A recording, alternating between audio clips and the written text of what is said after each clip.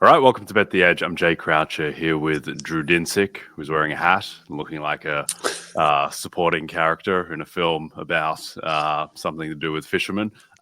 Looking very good. We're going to talk today about the Sunday slate of games in the NFL. We'll talk about Week 17 openers and then an inglorious Monday Night Football game of Saints-Packers. But let's start with the Sunday slate, Drew. Did you have a singular biggest takeaway from the slate? Is there a team that you change your mind on the most of everyone? I think the biggest takeaway has to do with units on certain teams and the fact that we thought we had an idea of who the good defenses are. And then lo and behold, both Philadelphia and Denver offer little to no resistance this week. Meanwhile, the best defensive performances were put in by the Falcons, the Bengals, and the Rams. Like, what? It was very surprising to see, the defenses I thought, we're kind of playing their best football right now and just get pretty light resistance. And then meanwhile, good performances out of those units. And I guess maybe it was really had more to do with, in particular, the Bengals defense had more to do with the quarterback on the other side of the ball. But, the team that I guess I changed my opinion on the most, or at least I guess I continue to be impressed by, is the fact that the Lions can keep doing this in difficult spot with all of those injuries, backs against the wall, losing their grip on the 1 seed, and they just went out and put together a perfectly complete performance. Enough confidence that they're running trick plays involving fake fumbles. Ben Johnson continuing to be an innovator in the space, and think in large part trying to audition for a Bears job next year. But whatever the case is, this Lions team performing to the degree that they did today was pretty darn impressive. And then, the most consequential game, obviously, and maybe the only game of consequence, was Philly-Washington. Right now, the playoff picture looks pretty square. I don't see much room for surprise. Obviously, Broncos could be sort of the way for some drama for that last spot in the AFC playoff picture. But, right now things look very tough to really see major changes. And I thought the Washington team in particular, with, having conceded as many points as they did early in that game and putting themselves in a hugely negative game state, that was going to be a massive problem for them, and you could write them off. But no, they fought right back, and Jaden Daniels' 5 touchdown passes, I'm sure, surely clinches Offensive Rookie of the Year for him, and probably puts Dan Quinn back in the discussion for the Coach of the Year race. Although Kevin O'Connell obviously didn't do much to, lessen his grip on the favorite status in that market. But I think ultimately the one that I'm the most excited to rewatch is certainly Philly-Washington. And the fact that young team came up with that performance and didn't let a potential playoff spot slip through their fingers was pretty impressive to me. Yeah, Kenny Pickett was horrific. He's no good at all. And I don't think the state of Pennsylvania wants him anymore. Did you change your opinion much on Buffalo after they really struggled to gut out a win over the Patriots, where it's not quite as simple as if they didn't get the kind of bizarre backwards pass that turned into a fumble touchdown, because the Bills would have been pushing more on the gas in the fourth quarter to score themselves. They didn't get that. But at the same time, Patriots go up 14-0. Patriots seem to be moving the ball pretty comfortably all day. And then we'll see what the story is with Josh Allen's hand. He said that after the game that he just kind of lost feeling in it, and then the feeling came back and he was okay. So it's probably nothing, but a little bit of a concern that his hand was so messed up that he attempted a deep pass that was so far off that the camera lost track of it.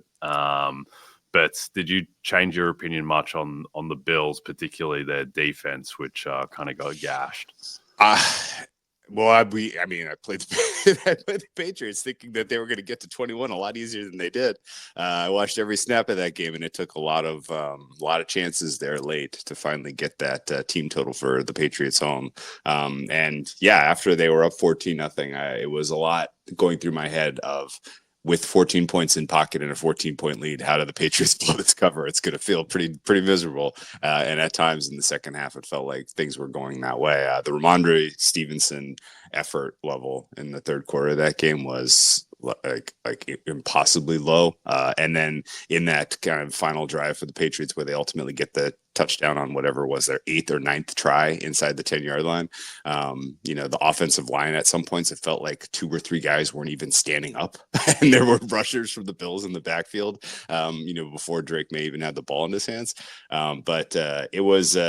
The Bills defense is a problem. I think this is a clear and obvious issue for this unit as they're going to go up against more league competition. The Patriots moving on them in the first half was not a fluke. And if there was a fluke in this game, it was literally that the Bills just got unbelievable fumble luck. And they won by 3 against a team that has 3 wins and is going nowhere. So, if you're Spidey sense wasn't already kind of tingling about this Bills team, then this result is going to look pretty suspect. And the Josh Allen injury, I think, is absolutely something to follow, because, they kept referencing he's been dealing with an injury all year. Yeah, it was his left hand, guys.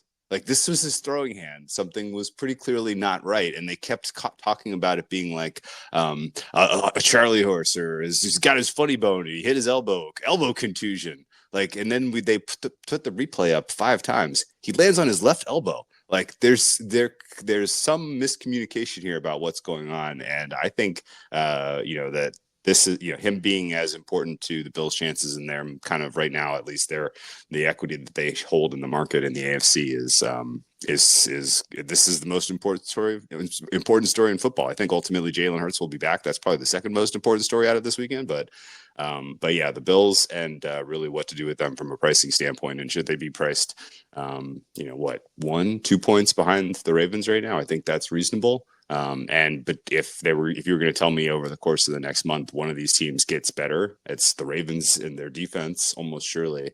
And I think the Bills, on the other hand, like, I'm not sure what personnel is coming to the rescue here that's really going to help this team, kind of find another gear for a playoff run.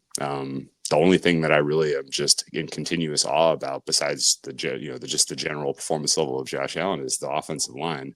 And, it's not necessarily traditionally something that takes a team to a championship. So, yeah, I'm right now, I think, of the way that people view these contenders, particularly in the AFC, I'm the coolest on Buffalo. Okay. Yeah, I think today certainly opened the door for Lamar Jackson to win MVP. If it didn't, I still think Josh Allen is the favorite. I still think he is materially more likely to win. But there is an element now that that gets really emphasized after Allen's very poor stat line today, in that if you just showed the blind resumes to voters of these 2 guys, like, Lamar Jackson would be a massive, massive favorite to win. It's like 37 passing touchdowns and 4 interceptions to 26 passing touchdowns and 6 interceptions, and Lamar provides more value rushing the ball. And the only argument, I think it's defensible to vote Josh Allen MVP. I don't think it's like years past where I just don't think Lamar Jackson deserved to win MVP last year. I think he deserves to win it this year. But I think that, Allen I think he'll still probably have a slight EPA per play lead over Lamar, even though a lot of that value has been derived by Yak, certainly compared to the amount that Lamar is getting out of that. I do think there is an element too where it just kind of feels like Josh Allen's season, which maybe isn't so meritorious in terms of who should win the MVP, and it should be more numbers based, but he has had more quote unquote moments than Lamar Jackson. And I think everyone just wants to vote for Josh Allen, and people would feel better about Lamar Jackson having 2 MVPs and Josh Allen having 1 than Lamar having 3, Allen having 0, and Mahomes having 2, which I get, but at the same time, you should probably just evaluate who's had the best season. And I think that at worst it's neck and neck, and the market is, I'm not sure the market is necessarily wrong, but the market is reflecting that everyone is desperate to vote for Allen. But I think now, if if Lamar balls out on Christmas and again has another 3 touchdown game and a win, and then Allen is kind of subpar again against the Jets, then I think that might flip Lamar into favoritism, even if Josh beats the Jets. But yeah, I think that this is now. I was expecting, Allen would just do his thing and have another 3 touchdowns, and it would kind of feel a bit over, but it doesn't feel over at the moment. I think we needed like a couple more picks and a loss today. I think to really open the door. I mean, they were doing stupid stuff on the broadcast, like these are the players who have had 8 consecutive 30 points in a game, and look at that. There's a player on all these teams that won MVP. Is it Josh Allen's turn? And it's like, all right, stop. Like, okay, we get it. Like, it's everybody kind of views this as over. They're going to use their time during the last couple of weeks of the season to spend with their families, I assume, and think about the MVP race less. Certainly less than Wolf would think about it. But I've kind of moved on to people are just underrating the Ravens right now. Like you think it's neck and neck for Allen and Jackson. I would take Jackson in a heartbeat. I think his season that he's having this year is probably one of the top 10 of the last 20 years. This is just it's unbelievable what he's doing at the position, and the fact that you have Derrick Henry next to him is that's going to be tough for teams to game plan for in the playoffs. And I think right now, if people are kind of still holding up the Bills as kind of better than the Chiefs and kind of on par with the Ravens, I'm not there. I think this Ravens team has scope to really really come hot down the stretch here. Yeah, statistically it might not bear out, but I feel better about the Ravens defense than the Bills defense at the moment. I think they have more upside, and they've been playing a lot better lately since they shifted Kyle Hamilton in more of that traditional safety role. But yeah, no, I agree. I would vote Lamar. I think it's close-ish, and if someone said they wanted to vote Allen, I don't think it's reprehensible, but Lamar would be my choice, and he still has, I think, around a 20% chance to become everyone's choice by the end of the season. All right, today is the final day of BetMGM's 7 days of parlays. Monday, BetMGM account holders will receive a Pro Football Same Game Parlay Boost token. Score a bigger payout if your wager with the Same Game Parlay Boost token hits. All right. Week 17 openers. Was there a particular line that leapt off the page to you? There were a couple, and they're already getting nibbled. The market is not taking the week off, Jay. There is a lot of activity already kind of shaping these. We'll get to I would assume, the Wednesday, Thursday games in detail tomorrow, so I'll hold my thoughts there.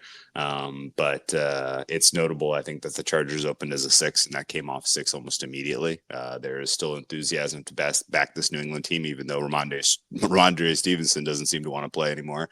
And certainly that offensive line is wow, is it bad? But Drake May can ball, and he did get a little banged up late in that game. Worth following the injury news there, but kind of fascinated to me that there's already enthusiasm to go back to the well with New England at home, catching 6 against the Chargers team. The 3.5 that opened for Denver was surprising to me. I expected that to be on the other side of 3, and it came off the 3.5 almost immediately. We're looking at 3s right now. That's directionally correct. Cincinnati, I don't think the Broncos defense that we saw get shredded by an all-time performance by Herbert is going to look as bad, even though they're going up. I think pretty comfortably you can say that this is a better set of weapons and a better quarterback. So this is going to be a tricky test for them. But the Broncos' backs are against the wall right now. They're coming in here with Bengals Chiefs, and it's certainly looking likely that Chiefs game is looming to put them in or out of the playoffs, which is fascinating. And then, the Rams opening up at 3.5 and immediately catching support out to 5. I agreed with.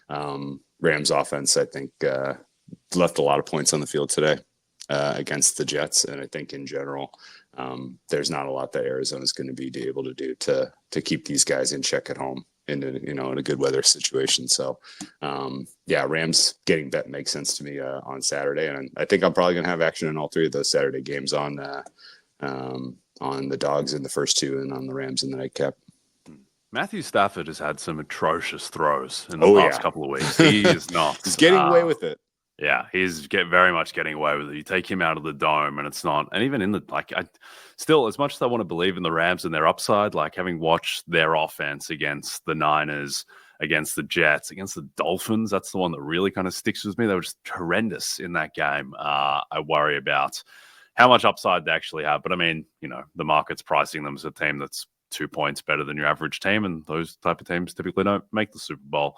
I think there is going to be a huge letdown in the AFC where I think the Bengals will probably beat the Broncos, though it looks like Riley Moss is going to come back, which I think completely changes the outlook of the Broncos defense, just given that there is no point to pick at as easily as just throwing at Levi Wallace's man. But I think that the Bengals will probably beat the Broncos because they have Joe Burrow and the other team has Bo Nix, which is as simple as it gets sometimes. And then I think that the Colts and the Dolphins are probably also going to win, and there will be suspense going into the final week. But the Chiefs will have clinched the 1 seed, and it'll be the Broncos needing to beat Carson Wentz and backups to lock up a playoff spot. So I think that's probably where that is headed. The other stuff that leapt out to me off of this slate, I'm not sure the Saints should be 2.5-point favorites over the Raiders. I get that that's really yucky, but the Raiders are still seemingly playing their guys and playing to win. And I'm not sure the Saints should be 2.5-point favorites over anyone outside of the Giants, perhaps. It's a stunning line to see the Colts 7.5-point favorites on the road, but at the same time, they probably found enough in their running game and putting Richardson in positions to succeed enough that they can still capably blow out the Giants. It's funny how much the market has waxed and waned on the Cardinals, going from having the Cardinals home dogs against the Jets to a week or two later, them being road favorites in Seattle. And now they're 5.5-point dogs at the Rams. It just seems like the market can't figure them out. I guess, would you say that the Cardinals are like 1.5 points worse than your average team at this point? Well, the team we saw out there today was worse than that. Kyler has fallen off a cliff. Yeah, Paris Johnson missing, I felt like mattered.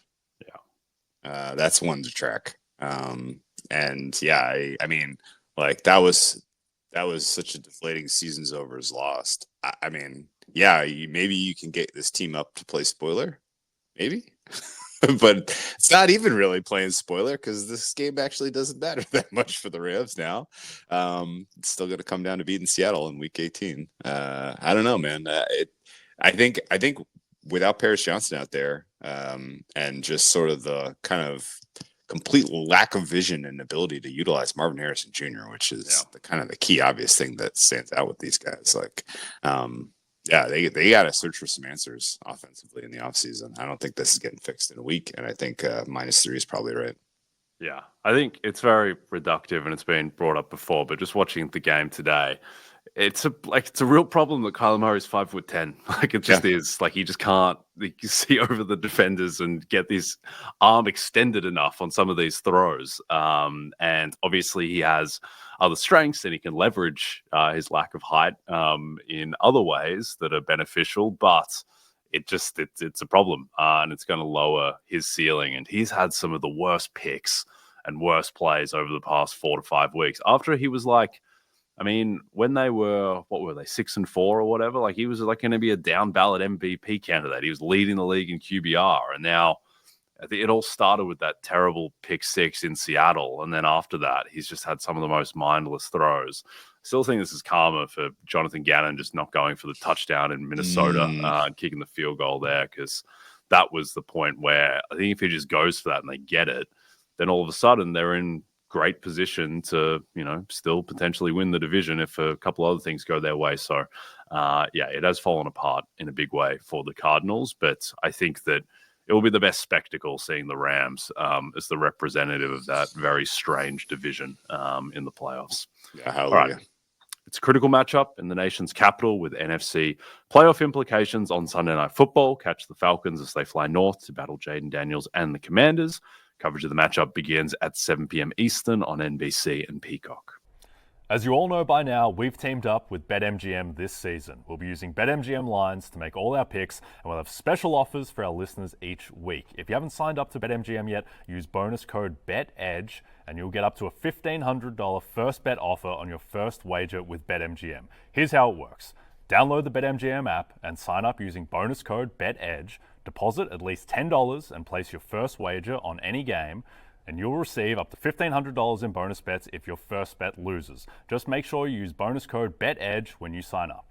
See BetMGM.com for terms. 21 plus only. U.S. promotional offers not available in New York, Nevada, Ontario, or Puerto Rico.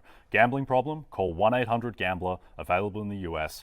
Call 877-8-HOPE-NY or text HOPE-NY 467-369 in New York. Call 1-800-NEXT-STEP in Arizona, 1-800-327-5050 in Massachusetts, 1-800-BETS-OFF in Iowa, 1-800-981-0023 in Puerto Rico. First bet offer for new customers only, subject to eligibility requirements. Rewards are non-withdrawable bonus bets that expire in 7 days in partnership with Kansas Crossing Casino and Hotel.